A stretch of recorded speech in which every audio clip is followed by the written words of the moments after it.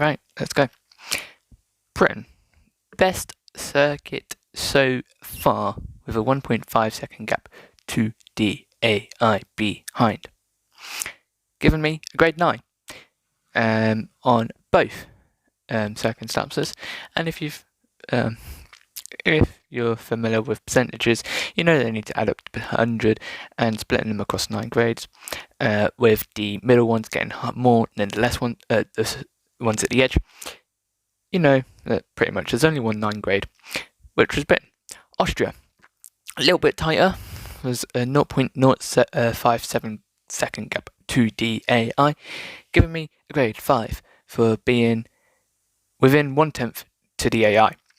Grade 3, however, on the overall grade in terms of percentages, because being close to the AI, not really what you want to do, especially when you're on the other half of being close to the AI. France, I quite like the circuit. Not sure how I feel about it not being on next year's calendar. 0.1 second ahead of the AI, giving me a grade 6 and a grade 4. In terms of France, I like driving it, don't like watching the race. The lines can be very, very trippy. Anywho, yep, grade 6 for, you know the gist. Hungary, one of my worst circuits, a grade 6, 6/10 ahead of behind the AI. Almost the worst one. But that was it's a long margin to the worst one. Grade 3 and a grade 2. There's only two grade 2s on that second one, and on the grade 3, because I was between 4 and 7/10 behind the AI. Belgium, this was the best one in terms when I was in the equal cars. However, this was a 1.4 second behind Britain so far, and overall, as if you listened to me earlier. Grade 9 for being over a second quicker, and a grade 8 for being in the top 12%. Next up, we have Netherlands, Dutch Grand Prix. Only 1 lap last time. Managed to get the full 4 laps in this time, although 1 was invalidated, so technically only 3. 6/10 ahead of the AI, with a grade 7 for being between 4 and 7/10 ahead of the AI. Grade 6, obviously, for being in the top 40% of all the circuits. Next up, we have Italy, Monza, Holy Grail for Italian fans, and Ferrari. 6/10 ahead of the AI, a little bit less than Zandvoort, 0.012 to be exact, giving me a grade 7 and a grade 6, of course. Grade 7, same reason, it's within the same gap, and grade 6 because it's in the same percentage. I mean, you'd expect them to be when they're so close together. Singapore. Yeah, worst circuit ever for this one. 1.4 seconds behind the AI. Yeah, if you can't guess what the grades are, then, I mean, it's not actually clear what the grades are. So, yeah, no, but if you can't guess the grades for this circuit, then I don't know what to say. Grade 1 and a grade 1. Japan, next up. Normally it's quite a good circuit for the AI, so I'm surprised to get a 5/10 gap to the AI, resulting in a grade 7 and a grade 6, like Zandvoort and the Netherlands. About 7/100 behind Zandvoort. Monza, 6/10 behind 8/10 behind Netherlands, 9/10 for Monza, 7. I can't count. USA, 0.013. Don't know why I couldn't get that little bit extra to beat the AI here, but it resulted in a grade 5 and a grade 3, like Austria. There will be a full Excel screen print image screenshot. There we go. That's the word. at the end of this. There was supposed to be one at the end of last video for the equal cars, but I forgot, and so it will be at the end of this one, after the Williams one. Anyway, Mexico, I really like this circuit, and it shows with the gap ahead of the AI.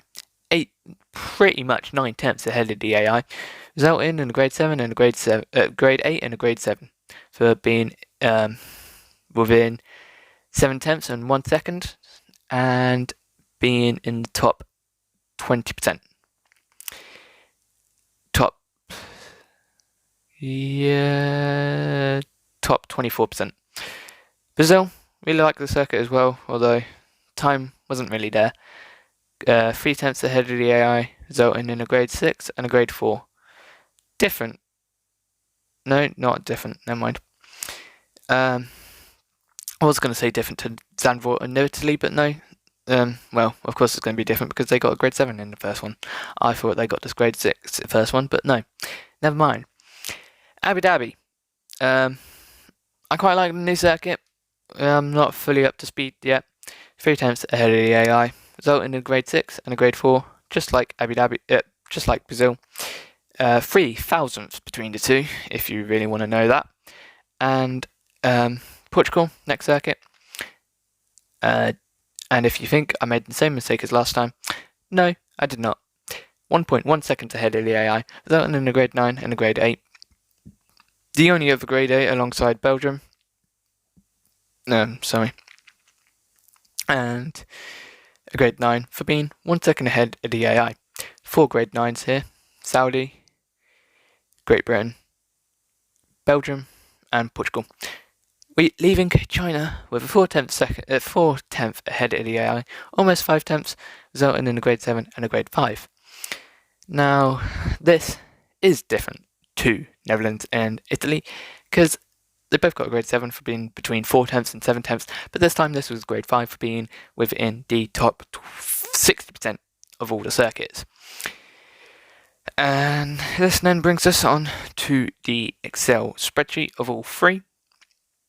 And I say all three because I gave grades for being consistent, and yeah, that might get a little bit more complicated.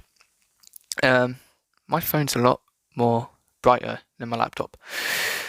Anywho, that's all of that. That'll be on for about 30 seconds. So, yeah, ignore the numbers.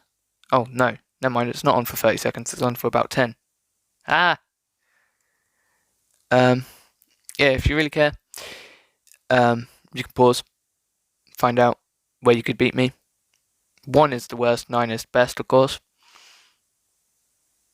Wait, that don't look right. Yeah, because you want the smallest gap possible.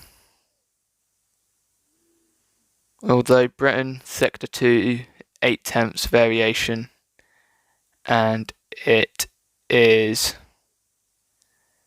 a grade 2. Oh well. Oh poop, we're on this now. Yeah, these were the equal cars. That was me. Oh wait, no, anyway, this is a lot confusing. I need to go over it again. Zandvoort, as you can see, grade 9 across the board, because I only set 1 lap. So the consistency isn't really fair. Yeah. Don't know what to say there. Anywho. Oh yeah, that's what. The grades are based on the sector. They're not compared to the other sectors. I didn't think that would be fair. Although it doesn't make sense because all the sectors are different lengths. So yeah, that will be updated. Don't know if you'll see that. Don't know if you want to see that. Don't know if you want to see any of this. But hey ho, I'm doing it anyway because I enjoy doing it. And if you are watching, hopefully you enjoy watching. Now, this brings us on to the FIA protest from me. Now, this is the result from the FIA, about the protest, of which I sent in 3. Britain, I got disqualified for no reason. Austria spent, I got DNF'd for no reason, retired. And in Britain, Charles Leclerc caused a collision, and I'm trying to get him a 5-second penalty. So in total, he loses 38 points. and I gain 38 to win the championship. Protest 1, the FIA were two of my friends and one of my brothers. I only have one brother. Well, let's say one of my brothers. Anyway, one of my friends said, bit dodgy from the game that I got disqualified, and all three ruled in my favour. Although my friend did say it was a bit odd that I got disqualified for no reason, so he didn't quite trust me. But being my friend, he trusted me and said it was game's fault, and ruled in my favour. Austria sprint, likewise, my friend said bit dodgy from the game. My other friend just agreed with him, and my brother, I don't actually remember what my brother said. I just remember that he agreed with me. That he didn't agree with me. He agreed in favour of me. That doesn't make sense, because that's agreeing with me. Anywho, Chazelle causing collision. Again, my friend said bit dodgy on the game, and so he ruled in my favour. The second friend agreed with him, and my brother said, yeah, ruled in my favour. Meaning, all three ruled in my favour, meaning I get a 39 point swing, which is more than the 38 points that I need to win the championship. So, you are listening to the Championship 39 winner, and I will be participating in Championship 59, driving for Williams. And my teammate, can I say that? Yeah, Carlos Sainz. Nicholas Latifi booted. Albon to Aston Martin. Vettel to Ferrari. Alonso retired and being replaced with Schwartzman. Is that the grid? I can't remember. The rest, you'll find out in next episode.